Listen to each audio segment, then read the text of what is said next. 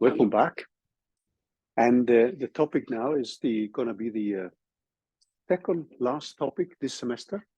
So we will use much of the things we have developed till now, and we will link that with many-body perturbation theory, which is now one of the more popular approximative ways of doing many-body physics. This will also serve as a stepping stone towards Green's function theory, which will be the last topic this semester. So we have roughly 1 month left of the semester now, which means 4 or 5 weeks left. And the topic today is actually to try to link first the theory we are going to develop with many-body perturbation theory with the FCI calculations and what we did with Hartree-Fock theory. Last week as well, what we did was to discuss density functional theory. And one of the things we did with density functional theory, based on the Hornberg-Korn theorems, that there does actually exist a wave function which depends on the density, and that is the exact solution to the ground state. We approximated that one with a Slater determinant.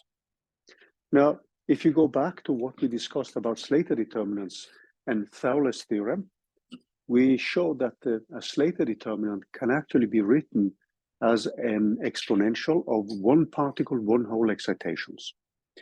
So if we replace the exact wave function as a function of the density in density functional theory with a Slater determinant, which then also depends on density, we are in principle not having the exact wave function. And that was the kind of link which we used with the Hartree-Fock theory, because we could then approximate the Hartree-Fock equations with these Korn-Sham equations. And this is the starting point for density functional theory. Since this is not a cause and density functional theory, we do have a separate one, then we have in a way to avoid this kind of overlap. So we are going to bring back some of the elements which we had from perturbation theory. And that is the first topic today. And this is also going to serve to actually define an approximation to the FCI calculations, which some of you may have heard of. So one of the approximations is called the Tam-Dankov approximation, or TDA. And then we have something we will derive a little bit later, which is called the random phase approximation. And these can all, at least the Tam-Dankov approximation, is something we can derive from the full FCI calculations. So this will also serve as a way to repeat some of the machinery, which we then will link directly with many-body perturbation theory. So sometimes if you just jump straight into many-body perturbation theory, it may take some time before you see exactly what the different terms mean. And then it's very useful to link that with FCI, because FCI has a pretty straightforward interpretation in terms of different particle hole excitations. So let's remind ourselves a little bit about FCI.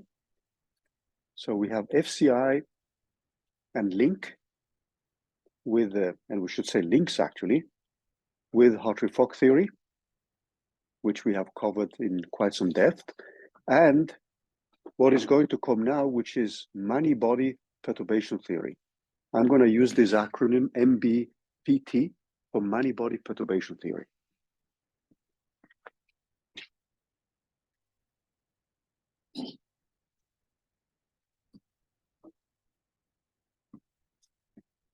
So hopefully you can see that now on the whiteboard here. And the equations which we started with when we did many-body perturbation theory, we assumed, if we now look at the ground state, assume we can expand the exact ground state. And I'm going to label this exact ground state as a psi 0. And we can expand this one in terms of a basis of Slater determinants. And the ground state which we have here is a phi 0. And then we have the sum over particle hole excitations. So this is the way we actually wrote out the expansion in FCI calculations. So we have a basis of Slater determinants. And this basis here is a basis which is assumed to be an orthonormal basis. So we have a basis of Slater determinants, which is normalized and orthogonal to each other. So we have a single particle basis. And this wave function is something which we could rewrite in a more explicit way in terms of various particle hole excitations.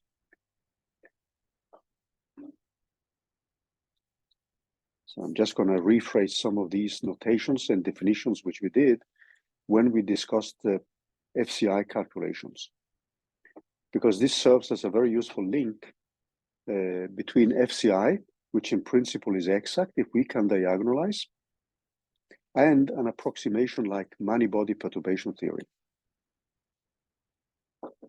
And then we had higher order excitations. And this is something which we rewrote in terms of a operator C, which we call the correlation operator, and then acting on phi 0. And we have used something which is a kind of trick which always confuses people, which is called intermediate normalization. So we put that one to 1. So this is the way we actually put up things in many-body FCI. And that led to a Hamiltonian matrix, which we then could diagonalize, and then we would get the eigenvalues. So if you look at all these C's, these will be components of an eigenvalue problem, where C is now a vector representing all these particle hole excitations. And this is equal to a given eigenvalue times C. So this lambda does not need to be the ground state. But what I looked at here was the expansion for the ground state. But the expansion which you see here, this psi 0, this could be done for any state. So you're not limited to the ground state because you have an orthogonal basis. So that means you could look at an excited state as an expansion in terms of this Slater determinant basis. Okay? So that Hamiltonian matrix, when we look at it, so this H here, I'm going to put a hat on it to indicate that this is, since I don't use boldface. So this is going to be given by, if we assume that the ground state is non-degenerate, this is a common assumption, and many physical systems have a unique ground state in a specific basis. You can have degeneracies depending on the type of basis you choose. So we would have a phi 0 block, and this is just given by one unique matrix element.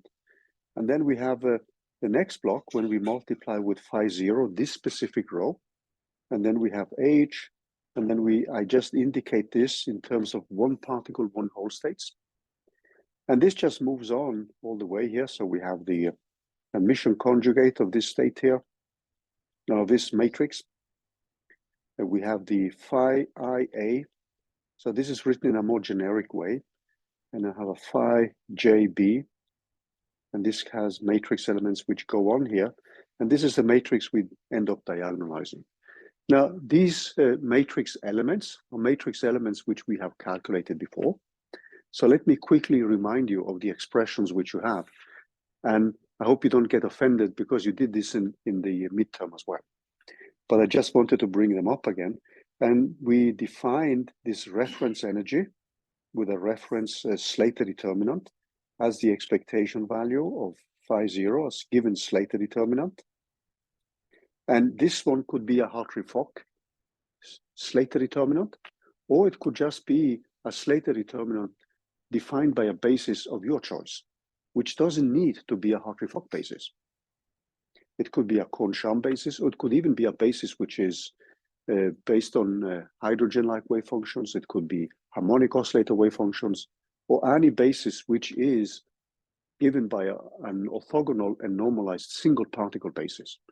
So that's one of the important aspects here. And we would typically then have a sum over I, and then we have the single particle state, and we have a one-body part of the operator plus the two-body part. And this is a quantity which we defined as the reference energy. And this is often a quantity we can calculate and just tabulate and just keep it as it is. So this could be the Hartree-Fock energy, or if you have another basis, which could be an eigenbasis. So sometimes we would have an eigenbasis of this operator here, and then that would just reduce to some simple expressions if you have a harmonic oscillator, or if you have the hydrogen-like wave functions, you have simple analytical expressions for this term here. And then you don't need to evaluate the integral. And in some cases, you may even have analytical expressions for these. But we are just going to keep it like it is. Then the other thing we found is if we look at this matrix element here of H, of phi, of IA, and let me quickly remind you of that. This is something which we ended up with having equal to, this is A, and we have this F and I. That specific matrix element. So just to remind you of that calculation. So what you have now is that you have a phi 0, and then we put in the Hamiltonian, which is E ref. This is with respect to a given vacuum, plus the one body part, plus the two body part. And then we have this specific state, IA, which is a one particle, one whole state. So I hope you don't mind if I just remind you of this, because when we do many-body perturbation theory, we are going to start with a many-body state. But at the end, when we use these Condon-Slater rules, we will end up with matrix elements which are much simpler, either of a one-body operator or a two-body operator. And the reason why I bring this up is mainly a pedagogical one, because when you then look at the final expressions, you ask yourself, where is the many-body physics? Because at the end, you just deal with single particle states. But you start with these matrix elements. And I'm going to repeat that again and again. And so I take also the freedom of, or the liberty of actually repeating some of these things. So the first term is obviously 0, because this is just a constant. And a constant, and then we have two states which are orthogonal to each other, so that the first one is just 0. And if we look at the second term, so let's take a closer look and just remind ourselves quickly about that one. So that is just a sum of a PQ, and then I have these operators AP, AQ, and then I have a specific matrix element, and this is multiplied with A, AI, and phi 0. And when we do the contractions here, we see that the only possibilities here, really the only possibilities, are actually these two here. These are the only contractions which are non-zero. And that gives us a matrix element at the end, which looks like I, and then F and A. And this is the same as the matrix elements of the operator H0 plus the sum over all the states below the Fermi level. And this is an anti-symmetrized matrix element, AS here. Now, we know that if we have performed a Hartree-Fock calculation, so with a Hartree-Fock calculation, using the variational calculus, so with HF basis, this specific matrix element is exactly equal to 0. Then, what we also showed earlier, and I will not repeat it, is actually that this expectation value here is also equal to 0. Now, there is a very useful way to look at this diagrammatically. So I am bringing up this diagrammatic representation because that allows us to calculate expectation values almost by inspection. So we can actually look at the diagrams and say that this is something which has to be 0. So let's take a look at a diagrammatic representation, because when we do many-body perturbation theory and also Green's function theory, it is very common to bring in a diagrammatic representation. And many of these diagrams, you can just look at them by inspections and you can tell whether they are 0 or non-zero. So let's look at these two terms here. So let's look at the diagrammatic representation.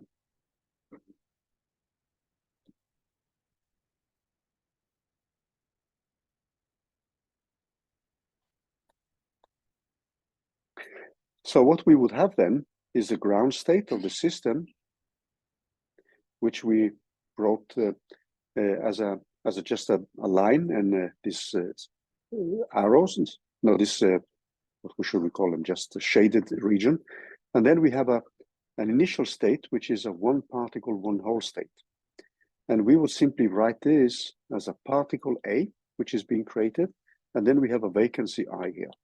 So this is the way we would represent that state when we are now constructing it in a diagrammatical way. Now this ends in the ground state, which we actually drew like this. So there are just hole states and we leave them out. Now, when you now look at this type of contributions here, we have now an operator which comes in. So this is the operator F. So the only way you can actually move from a one particle, one hole state when you now perform the contractions, which simply means, so when you do the contraction, what this means is that you get something like this, a constant, which is the matrix elements, times phi A I of A. Because when you look at what we did here, this specific term here, this is where we detailed it.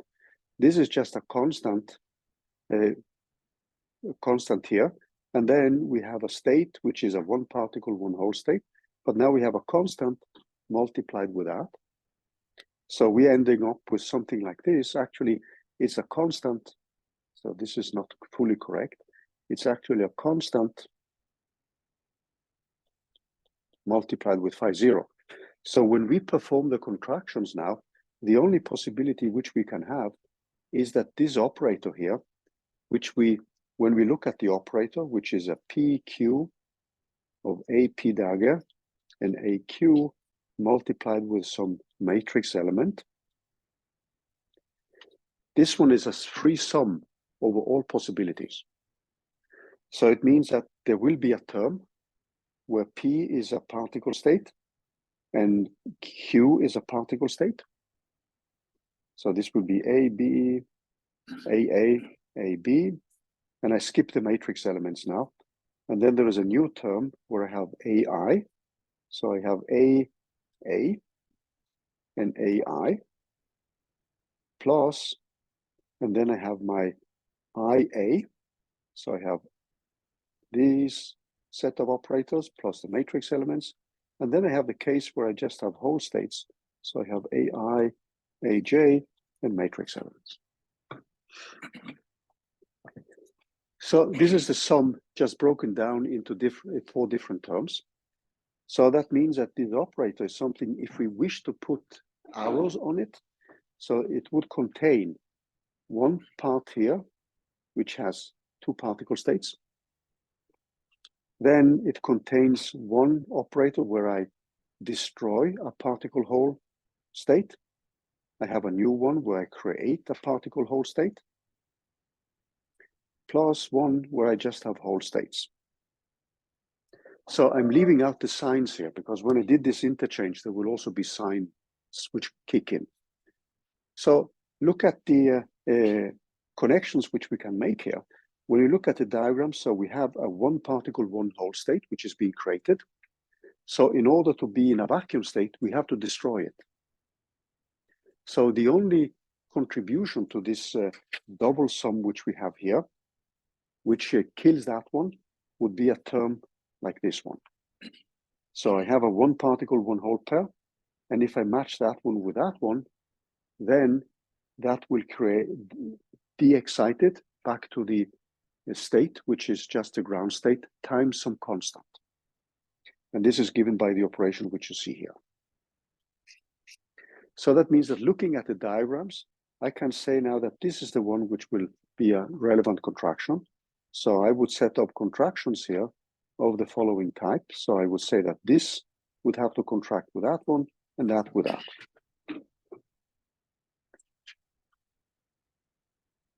So this is the only possibility. And that leads to what we had previously. That gives us this matrix element here. Because then, if we look back here, then the whole state has to link with the this specific whole state. And then the particle state here would have to link with that specific particle state. So then I have de-excited the system through the interaction with a one-body term plus this effective potential, which reflects the medium, the occupied single particle states. So you can think of now you being in an excited state, and then the operator here de-excites the system and makes this overlap here different from zero, and then multiplied by a constant, which is just the explicit matrix element. So you can actually look at this diagrammatically, and then you would quickly see that there are types of excitations which cannot contribute. Because if you look at this one, this is a one particle state. So let's just mark it here. So this is a 1p state. This is a one hole state. And this is actually a particle hole operator, and this is a particle hole one. So we start with a particle hole state. So then we have to de-excite it to get back to the ground state. And these other terms which you see here, the one particle state, that will act only on the particle state. And that means that you would have this guy uncontracted. And then you have, when you perform the contractions, that means that you would not be able to calculate a contribution, which due to the fact that you're taking the overlap between phi 0 and another phi 0. So you need to destroy a particle hole pair here. If you then go to the next operator, so if we take the two-body operator, we still have this ground state, which we are going back to. And then we start with a one particle, one hole state. So which means that we have this one. And now we look at the two-body operator. So the two-body operator is a little bit more complicated. It's going to have many different terms. So, and now instead of writing out the sums, I'm just going to indicate the type of operator type. So we could have particle states only. We could have a one particle, one hole state like this. So these are the possibilities which we have. I can have a two particle, two hole state, which looks like this. And then I can have its emission conjugate. So that means that I would also have this one.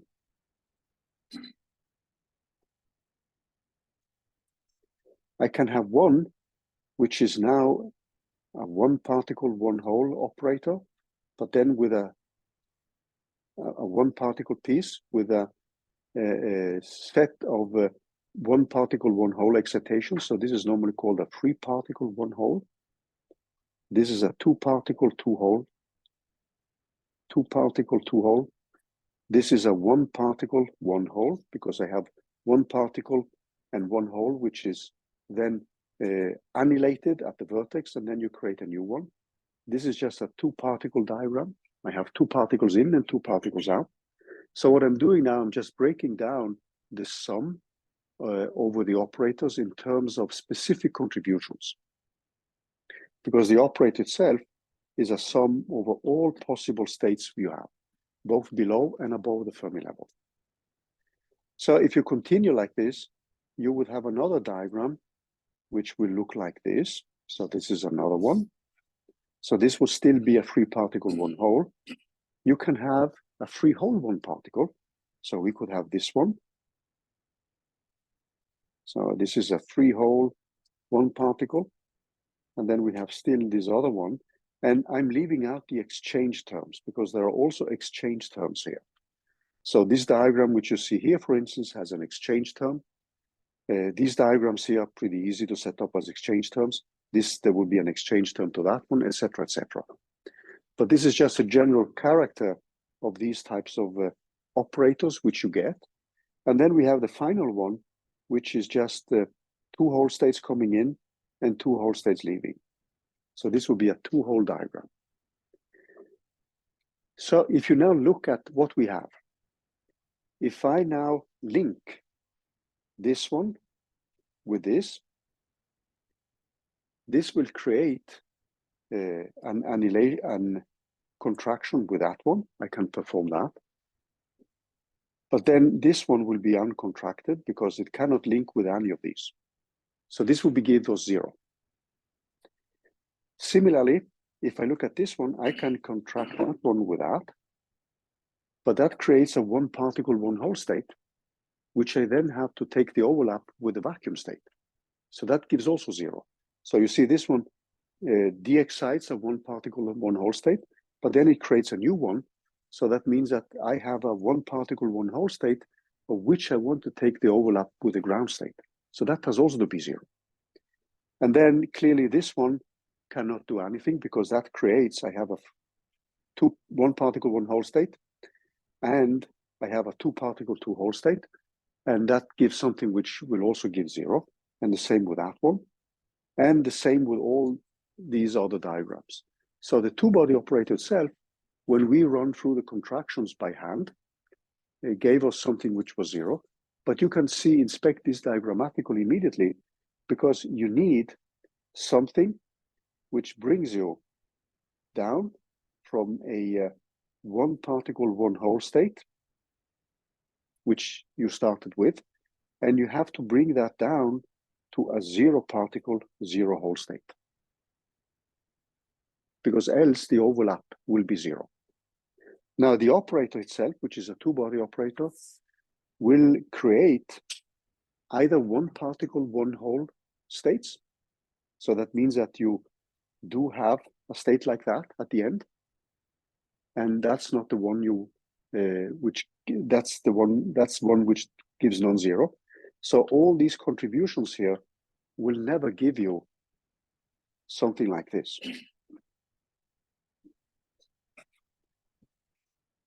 So at the end, when you perform the contractions, if you look at the specific contractions we are having, so let's just write it down here so you see that better.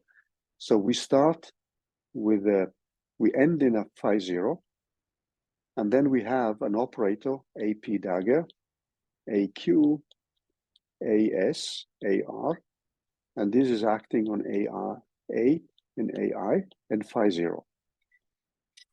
So what we want something which is non-zero.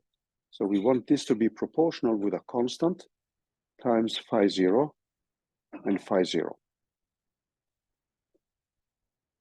But since we have a two-body operator, we see immediately now that this will always leave us with a one particle, one hole state, at least.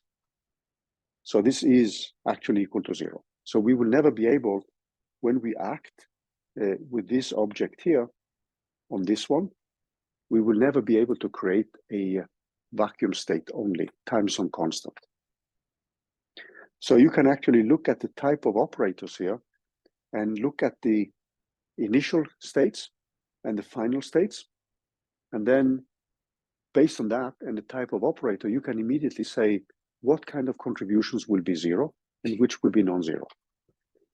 So the calculation here is actually not that difficult, because we see immediately, if we use Wick's generalized theorem, if we perform that contraction and that one, or any of these possible contractions, that will always leave us with a contractions within a normalized operator, and that is equal to 0 when we have defined a new vacuum state. Okay? So there is an interesting thing which we also did. This was just a quick reminder of some of the things which we did. If we now look at another matrix element, which is interesting for us, so what we have found, if we have a Hartree-Fock basis, then we have these matrix elements are actually equal to 0. Now, another matrix element which is interesting for us is actually this one, right? A of H of phi J of B. We did actually calculate it, and there's a reason for why I'm bringing this up. So if we look back at the Hamiltonian matrix, this matrix element here is going to play an important role in an approximation to the diagonalization problem. So if we now go back to the Hamiltonian matrix, for the full many-body system, Hamiltonian matrix, what we have now is the following. So we have E0 ref here. And if we now use a Hartree-Fock basis, that's the thing which simplifies life, then we know that this block, the one particle, one hole block, is 0. So this is also 0. Then the only thing which was left when we perform the calculations now, and now what I'm doing here is that I'm taking line by line or row by row in the Hamiltonian matrix, and I'm multiplying that with the specific components of the vectors we want to find. So if I look at that one, when I take the two particle, two hole block, when I multiply from the left with phi 0 and write out the matrix elements multiplied with the specific eigenvector components, what I got then was a contribution which looks like this, Ij, Ab, and then I had the matrix element Ij, V, Ab, anti-symmetrized, and multiplied with Cij, Ab. And then we have other matrix elements which come over here. Let me just try to rewrite this one so I get placed for things here, because I was a little bit greedy with place here. So we have a two particle, two hole. So what I'm doing now, I'm writing out every row multiplied with the components of the eigenvectors. So what I have then is an Ij, Ab, Cij, Ab, and then I had the matrix element Ij, V, Ab, and the rest was just zeros. Then I would have a similar one here. And this matrix element is a little bit different, but just let me put a cross here. And then in the middle here, I have the one particle, one hole block. And that looks like as follows. So I would have a sum over JB. There is a J, Cj, B. And then we have to calculate a matrix element of phi A, of H, of phi JB. And then we have for the two particle, two hole with a one particle, one hole block, what I get is something which is different from 0. There's something which is different from 0 here.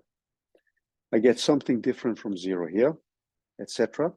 And you remember then that all these were 0 if we had a two-body interaction only. This would be non-zero, etc. So what have I done here? So what I've done here is actually to take H times C equals some lambda times C, and I take row by row. So the first row is actually me multiplying phi 0 with H with times psi 0. That's the first row of the Hamiltonian matrix when I multiply that with the eigenvectors.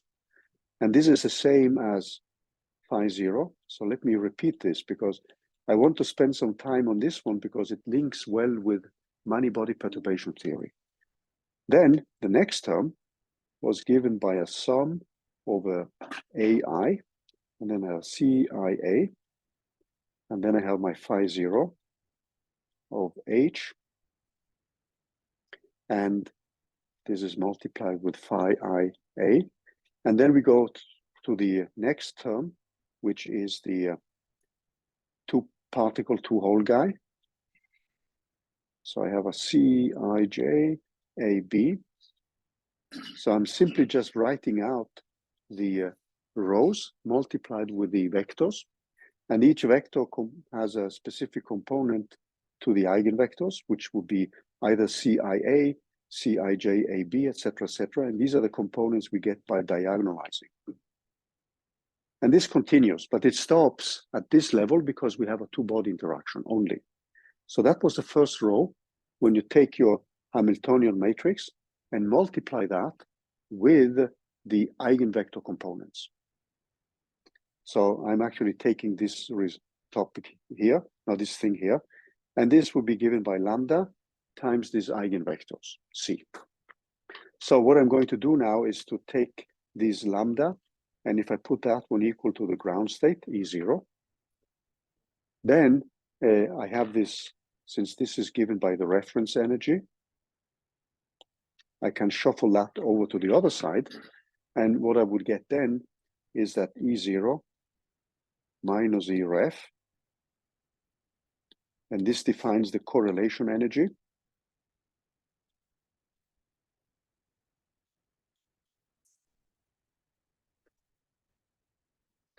And this is equal to this sum over AI. So when I diagonalize, I obviously get these coefficients. And the whole thing with many-body perturbation theory is actually an alternative, an approximate recipe. And the same applies to Green's function theory, copper cluster theory, and so on, to extract information about these coefficients, C, I, J, A, B, etc., etc.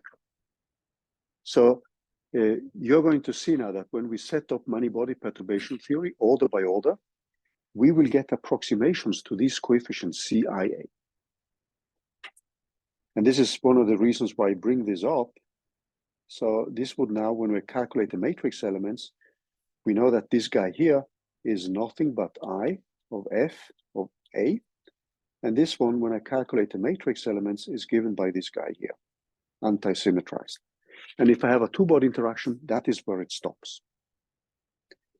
So it means that if I have a Hartree-Fock calculation, this one is equal to 0.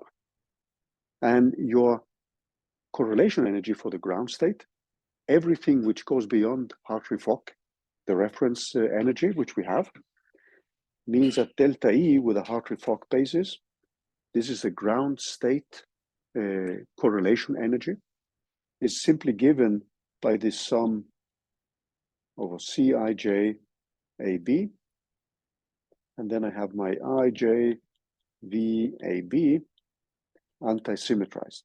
But keep in mind that this comes from the calculation of a many-body contribution. So I actually had phi 0, which is a many-body state, multiplied with H and phi Ij AB. So this is where we started. And that gave us, using the Condon-Slater rules and a specific orthogonal basis, in our Slater determinant constructions, that gives us that specific contribution here. So you have a two-body matrix elements, but that actually comes from a many-body matrix element. So just keep that in mind, because when we do many-body perturbation theory, it's easy to forget where we started from. So this was the first row. If you look at the second row is something which we also discussed in connection with FCI. And you can actually solve the FCI equation instead of diagonalizing. You can solve them by setting up an iterative scheme where you then start with a guess on these coefficients, and then you solve a set of coupled nonlinear equations iteratively. That's an alternative to diagonalization. It's highly inefficient, but it allows us to link with many-body perturbation theory.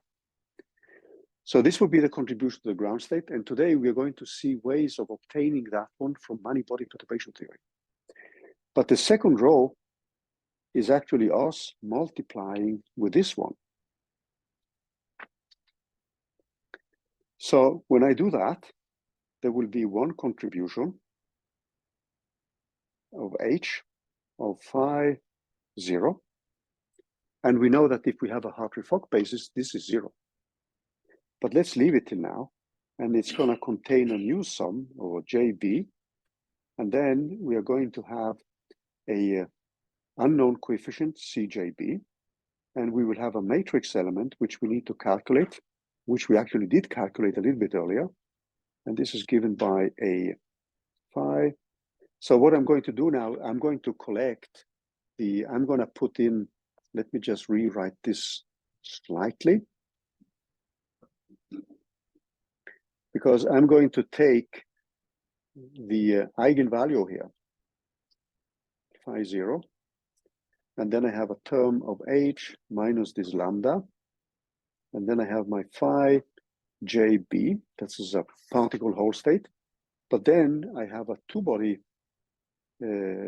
two-particle, two-whole state, which I need to consider. So this has a sum over J JK and BC. There's going to be a coefficient like that, JK of BC, and then I have my phi I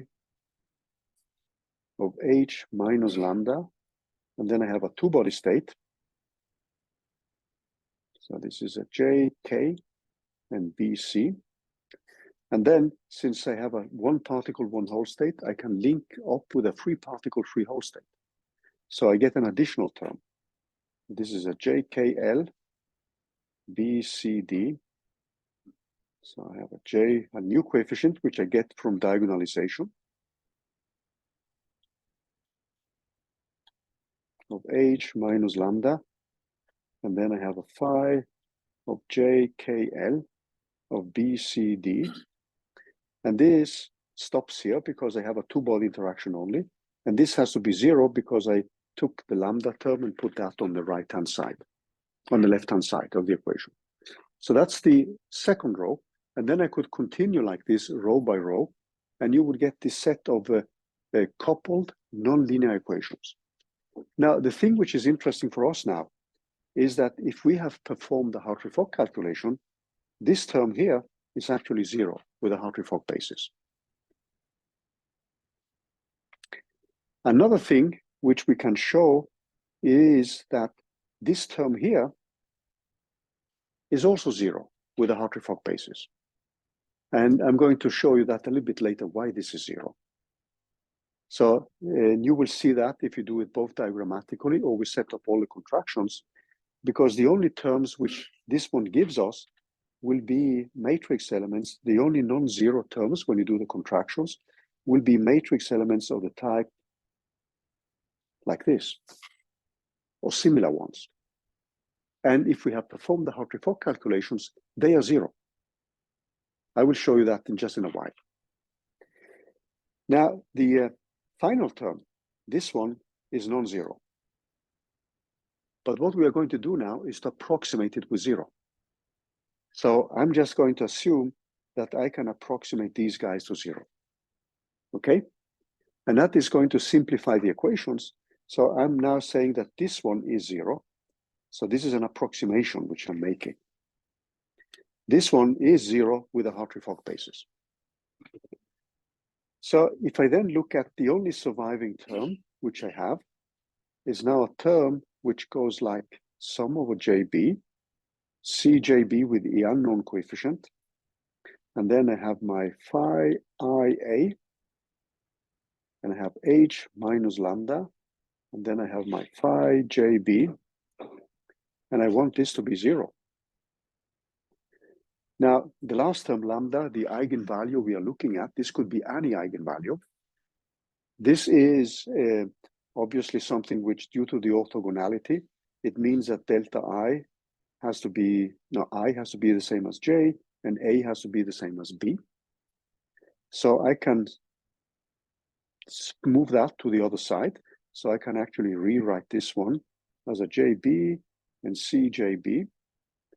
And then I have my phi I of A, and then I have my E0 ref plus this F of N plus the two-body part and phi JB. And this is simply equal to lambda of CIA. And this starts to look like an eigenvalue problem. Okay, so let's now go back to the terms we have here. So with the first term is just the reference energy. And that requires, so if you look at that one, that will simply now require that we have CIA times E0 ref. This is just a constant. And in the equations, we can just take it out. If you think back to the Hamiltonian matrix, which we had, this one, we could just subtract the reference energy and look at the energies relative to the reference energy. So this is a constant which we just can subtract out. But then if we perform the calculations here, what we are going to get then is plus, and we actually calculated this some time ago. We are going to get a delta IJ, a delta AB, and then we have the single particle energies, epsilon A minus epsilon I, And this would now be the Hartree-Fock energies. And then I have my CIA.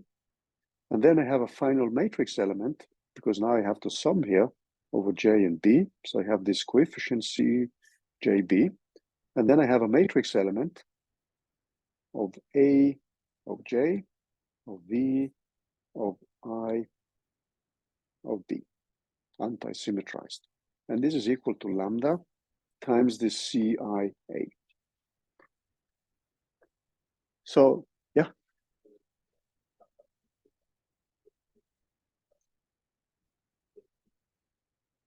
No, because if you look at what I have here, so what I get is lambda is just a constant. So I would have lambda with phi IA and phi JB, and multiplied with CJB, and that is just lambda times delta IJ, delta IB, and CIA. Yeah. So we calculated this matrix elements actually in the beginning of the semester, and then we did it in second quantization. So I'm just stating the result here. And in this specific case, before we now take a small break, we could now redefine a new matrix. So I could define now by bringing together particle Hall states. So I'm going to say that AI is given by a label I. So that's a one particle, one Hall state. And JB or JB is a new state. I'm thinking of everything in terms of particle Hall states. And one reason for that, if you look at this diagram here, this contribution in a diagrammatic representation, this is a diagram plus this exchange term, which looks like this. So I have an A, I have my I here, and I have my B and my J. So what I'm saying now is that this represents a particle Hall state, which I just labeled with a big J, uppercase J. And this one represents also particle Hall state, which I labeled with an I here. So I'm then going to define just a matrix, which is defined in terms of these coefficients, these IJs.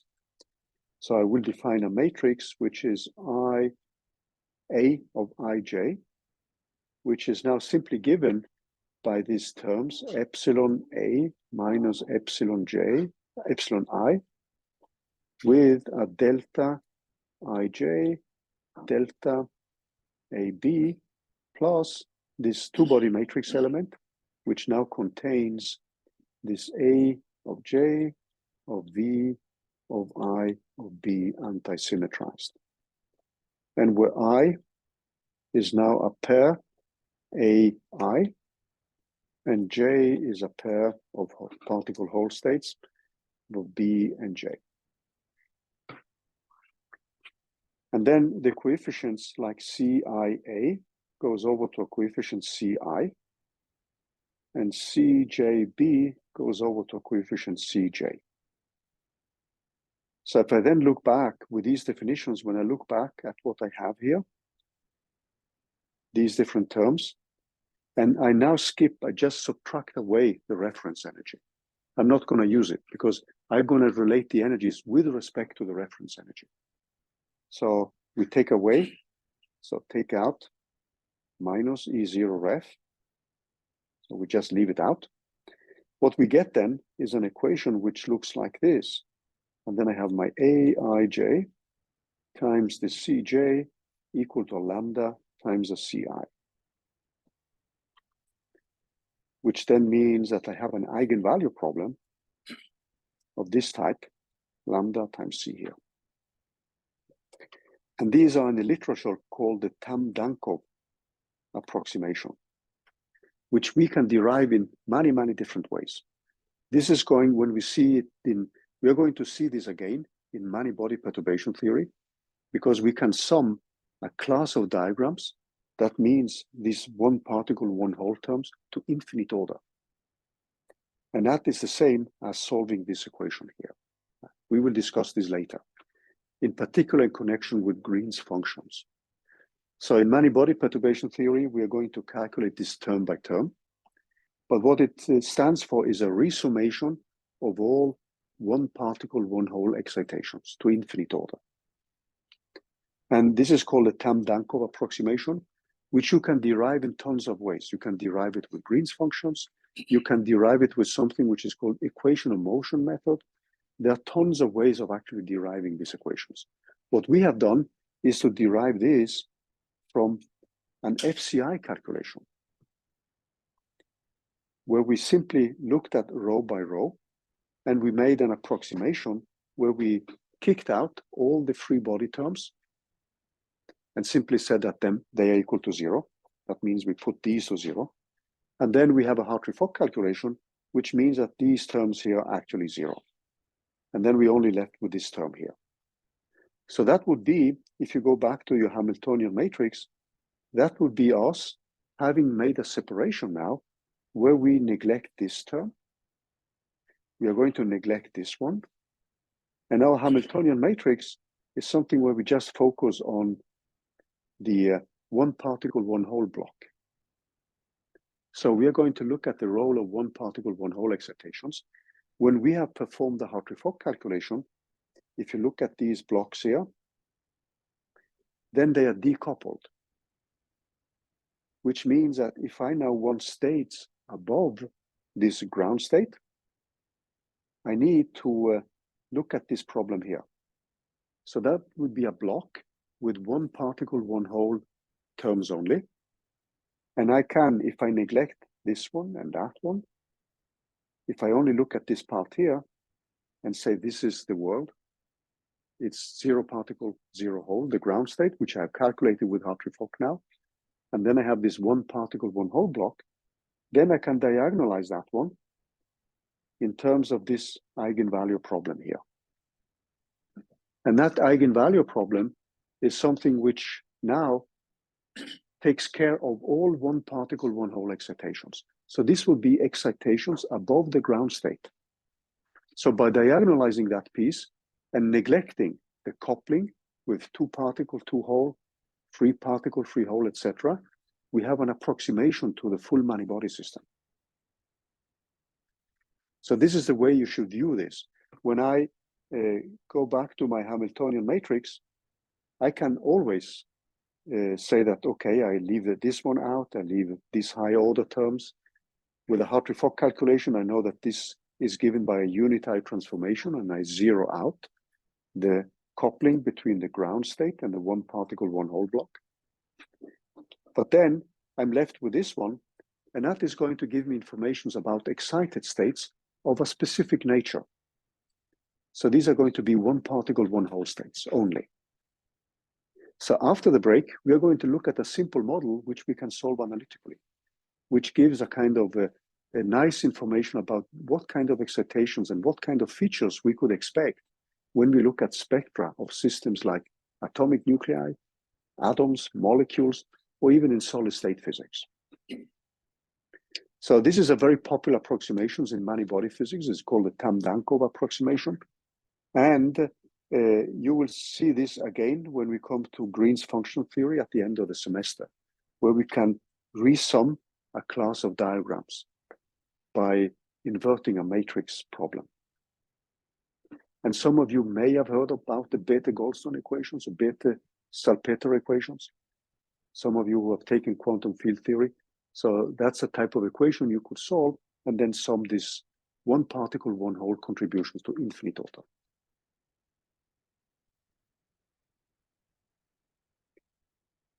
Okay, I went a little bit over time because I just wanted to go through this, and what I would suggest now is we take a small break and then just come back in 15 minutes. So you get some time to stretch legs and grab some coffee here. So before we begin with many-body perturbation theory, I wanted just to show you a simple application of this Tamm-Dankov approximation. So just to repeat, what we have done is to simply look at the Hamiltonian problem. We have performed the Hartree-Fock calculation, which means that these terms are 0. We can obviously always subtract away this one. This is just if we assume that we have a non-degenerate ground state, there is only one ground state. So this would be the Hartree-Fock approximation to the ground state. It's a constant, we can subtract it out. That means that we would subtract away along the diagonal here, just an E0 ref. And then if we now assume that we have a Hartree-Fock basis again, this matrix element will be 0, but obviously this one will be non-zero. This is non-zero, but we could simply say now that we are going to look only at this problem here, and we just leave out this one. So that means we focus only on one particle, one hole excitations. Now, there are some simple analytical cases which we can look at, which hopefully give us some insights about the role of one particle, one hole excitations. So this type of excitations play a very important role in physics. If we are looking at solid state physics, if we look at excitations around the band gap, if we do nuclear physics, atomic, molecular physics. So excitations of the one particle, one hole type are very, very important. So we're going to look at a simple model now. So we're going to rewrite these equations in terms of a new matrix. So I have still this ij here, and I rewrite this one in terms of a delta ij plus a matrix Vij.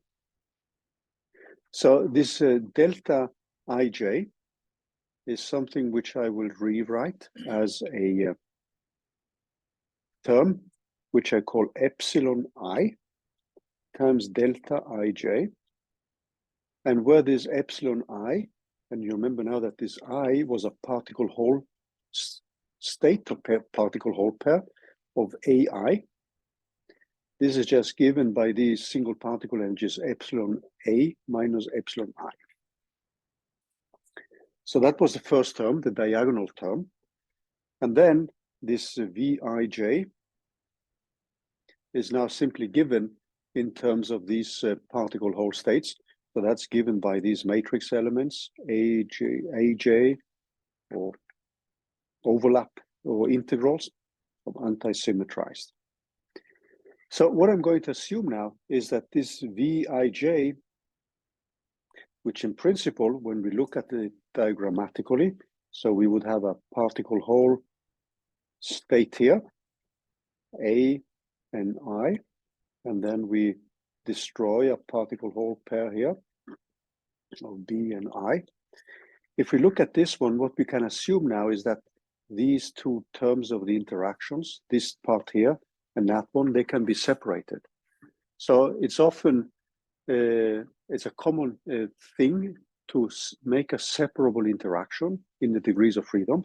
So we could now assume that this is something which could be written by some constant gamma. And then there is an unknown term Q of I. And then there is another unknown term Q of J. You can actually make an expansion of an integral like this one, or Coulomb type matrix elements or whatever, in terms of separable interactions, which means that you can actually separate it in the degrees of freedom of the particles which are coming in here and the particles which are coming in here. So this is a pretty common kind of approximations which you can make.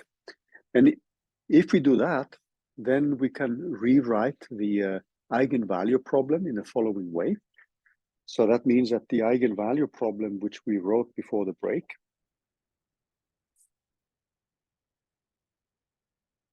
is something which we can rewrite like a gamma times this Q of I.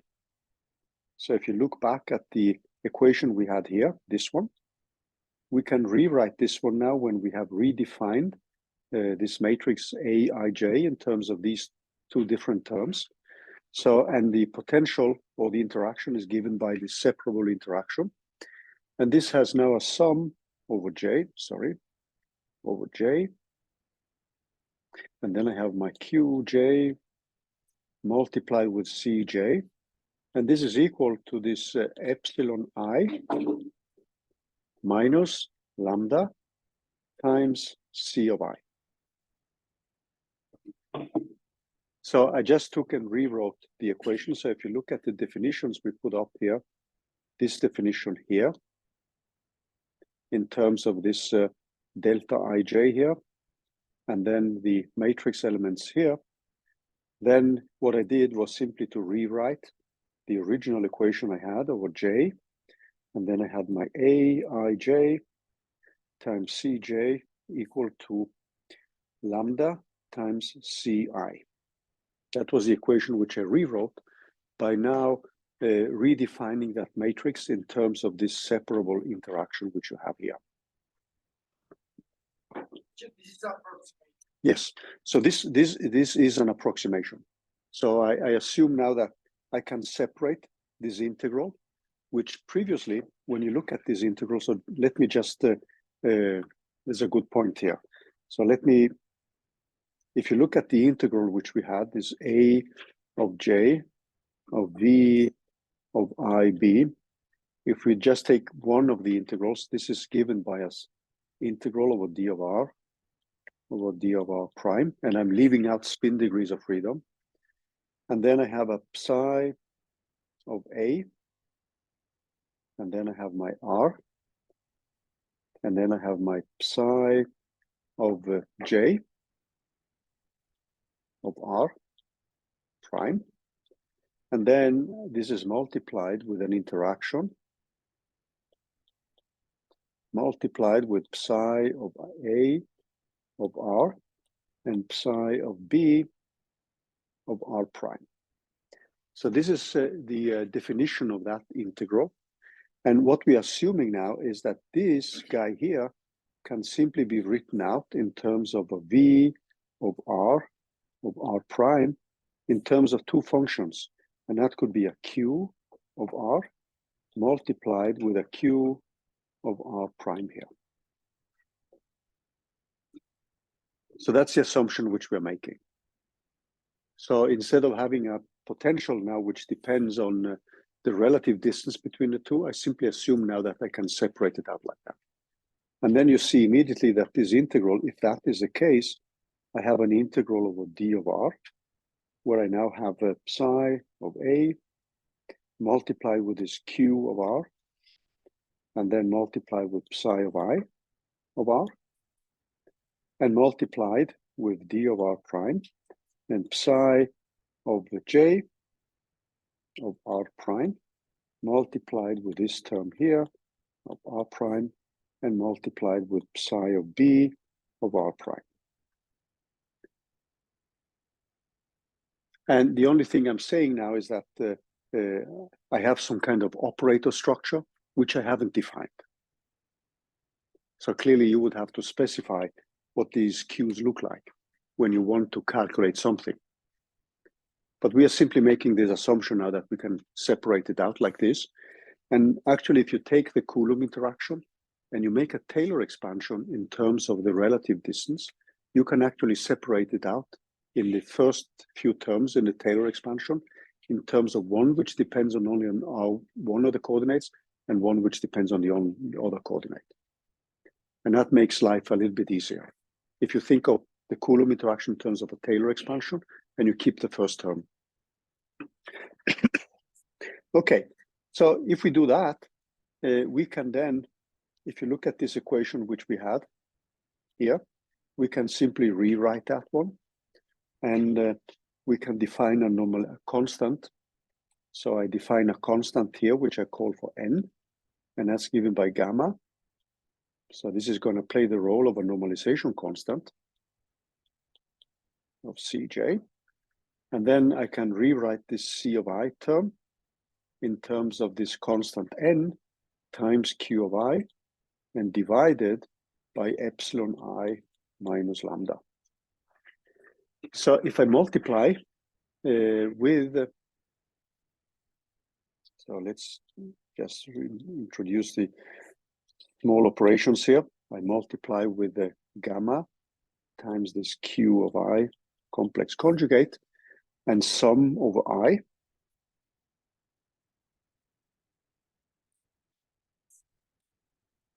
So I look at the right-hand side of that equation, and then what we have to keep in mind is that this n here, which is given here, is defined in this specific way. So what I would get then is something which looks like,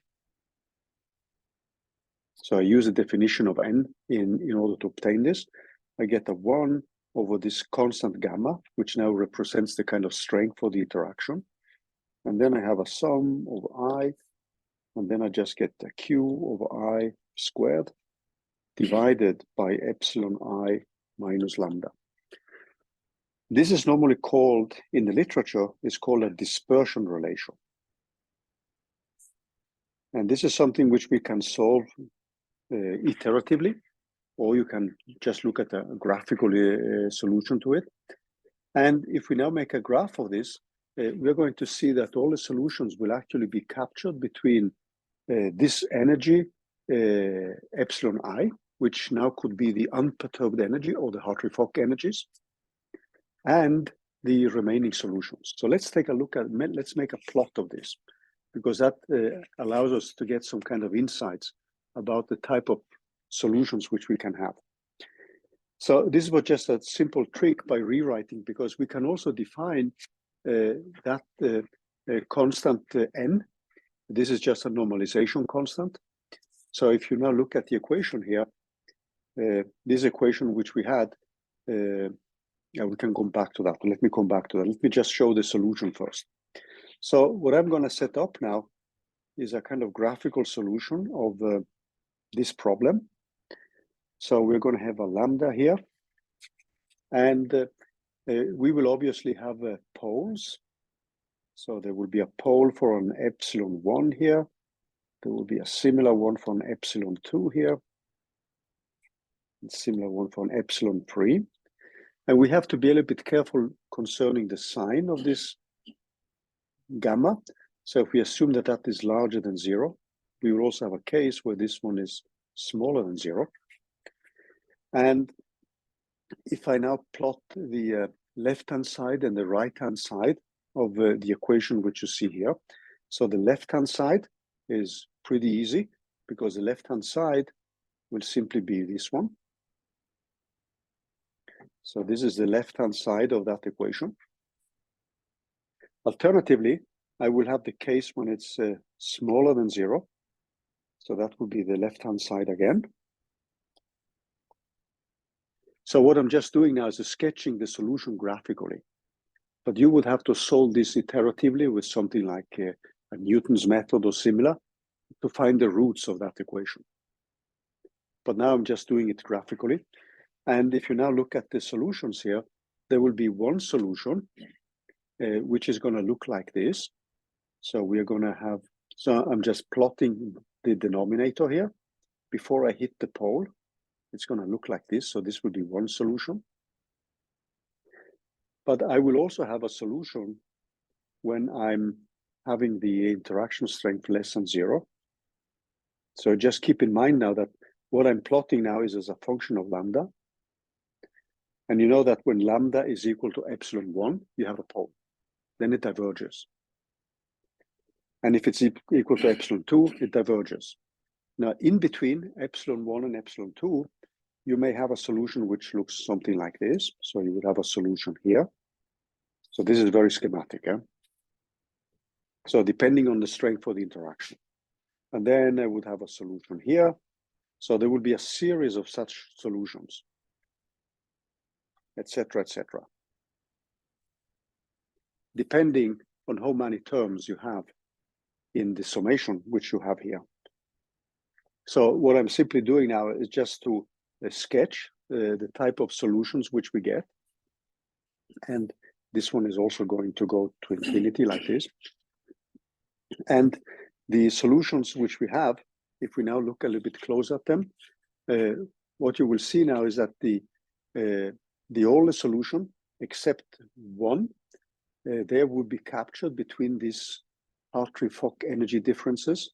Or if we are not dealing with Hartree-Fock energies, so this, remember now that these epsilons, epsilon 1, for instance, is given by this epsilon A1 minus epsilon I1. And these could be energies which are given by the computational basis. It doesn't need to be a Hartree-Fock basis. It could be Hartree-Fock energies, or it could be the unperturbed energies, the eigen energies of the H0 operator. So we can call them respectively unperturbed energies or Hartree-Fock energies. So what you see now is that all the solutions except one, which is this one, they are captured between these unperturbed energies. And if the interaction is strong, so if it's strong, that means that this one over gamma is small. So the interaction now, since we have a simple model, has a strength which is given by this parameter gamma. So that means that if we make a strong interaction, it means that we have 1 over gamma small. And what happens then is that this solution here would then just be pushed away, farther away from the other ones, or from the corresponding unperturbed ones. So if gamma is larger than 0, then it will be pushed down, as you can see here. If it's less than 0, then it will be pushed up. And what we normally would say then is that this state here is a state which is a kind of collective state. And to see that, it is instructive actually to consider what we normally call the degenerate case. Because we could now assume that we make a further simplification in order to see the nature of that specific state which gets pushed away. So if we take a degenerate state, or degenerate energies, we assume simply now that there is only one energies for all these higher lying unperturbed states. So we simply say epsilon I is given by an epsilon for all states I, which means that when we now look at the equations, what we have is that lambda will then be equal to epsilon minus, and then I have this gamma, and this is multiplied by I, and then I have this term qi squared, and then I have epsilon for all the other states.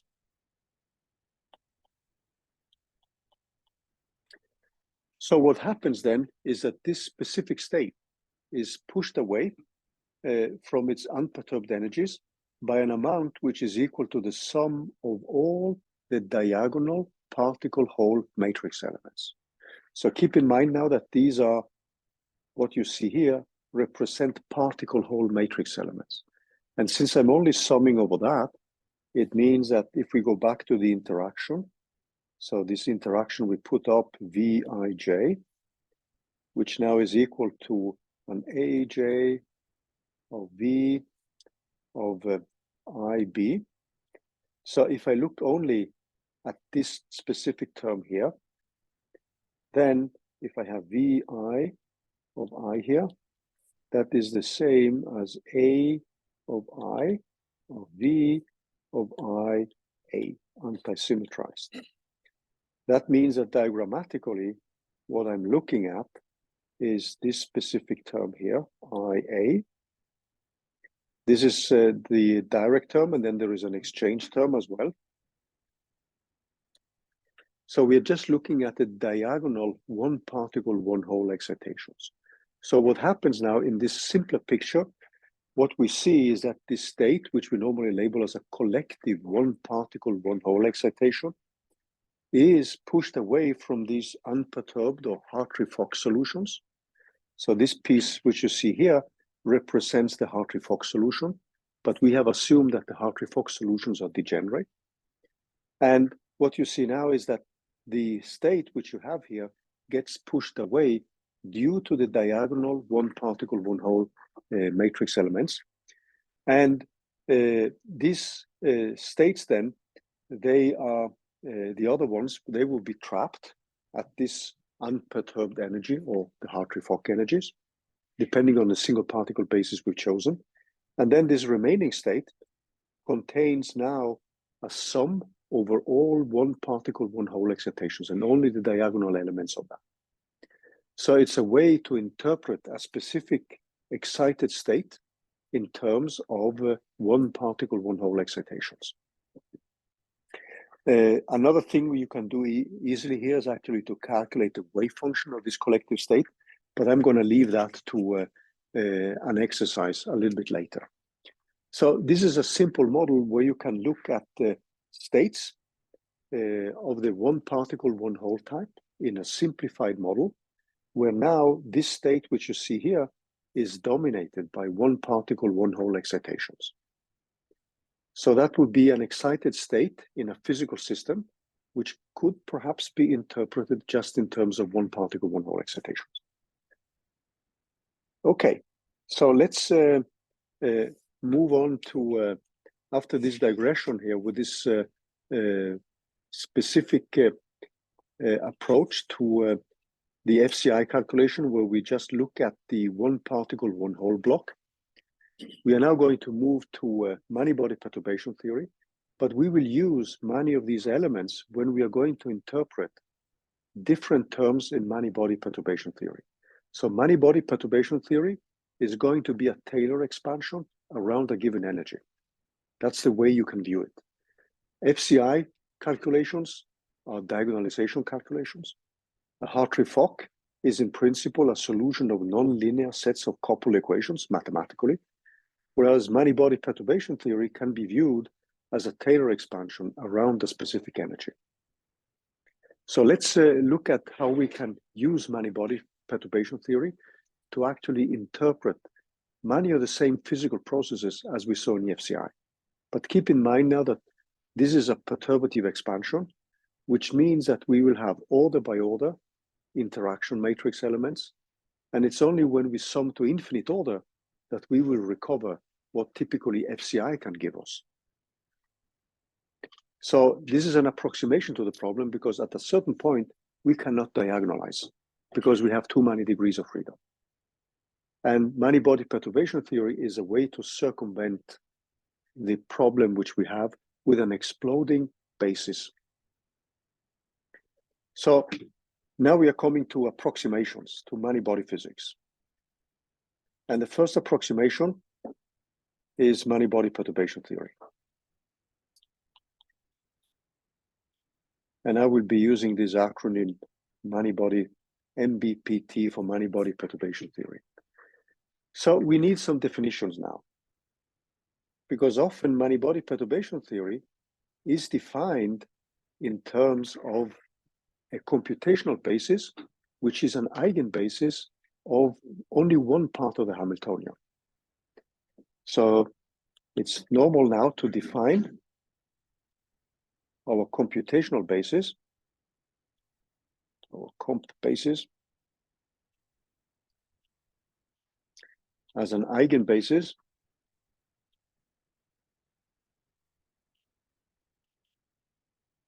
of H0. So just remember now that the Hamiltonian itself is given in terms of this collection of one-body operators, could be that, plus some interaction term here.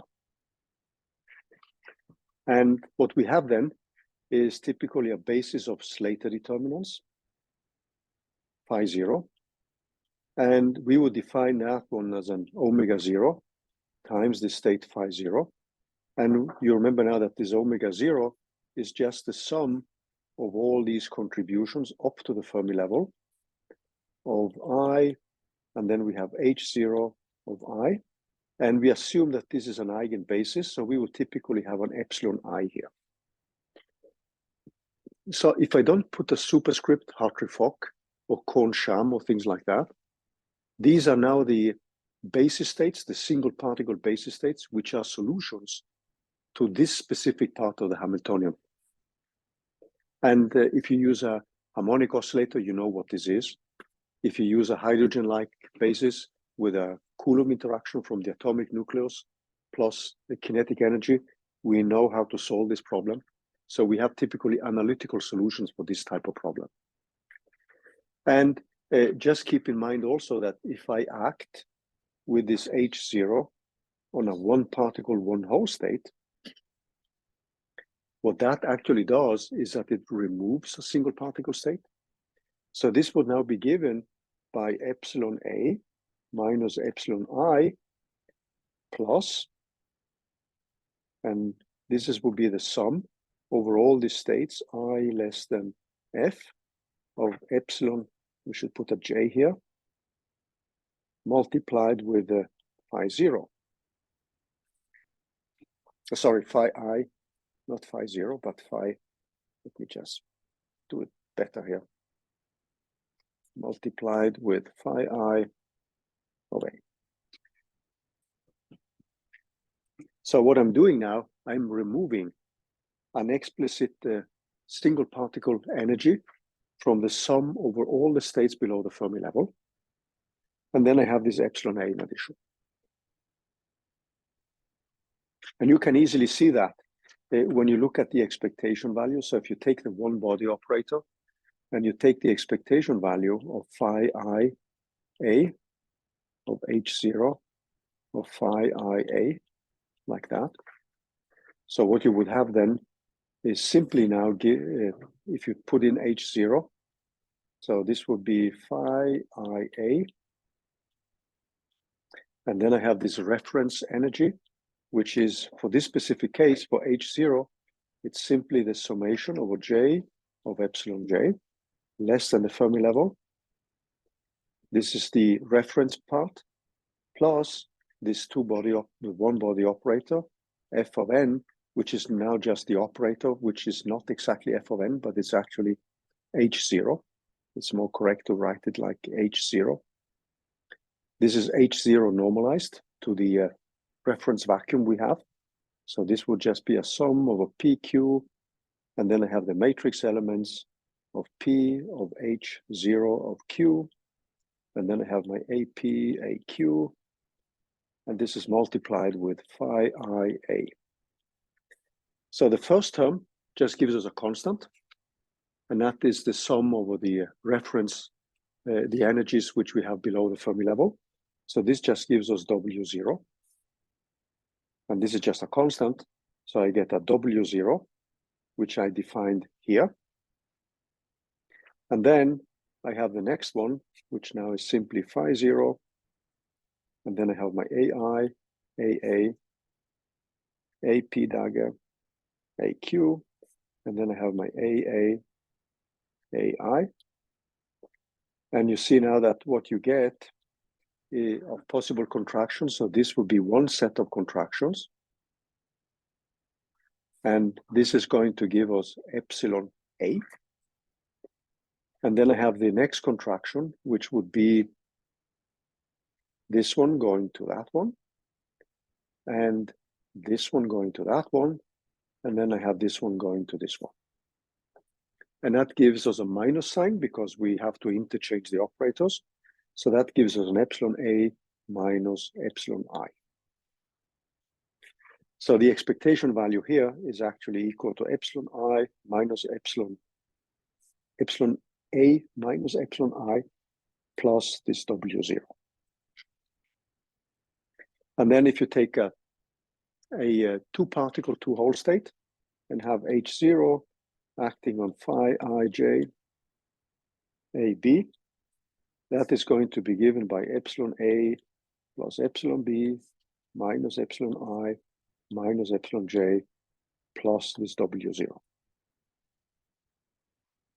So we are simply removing a particle from below the Fermi level. So that means we take away that energy, which is reflected in the minus signs, and we add a particle above, or two particles above the Fermi level. So we have to add their energies. Okay, that sounds pretty obvious. So what we need next is some other definitions. So we're going to define a projection operator, and this is probably where we stop today. So we are going to define an operator which just projects out the ground state, and we are going to assume that we have a non-degenerate ground state. There's only one.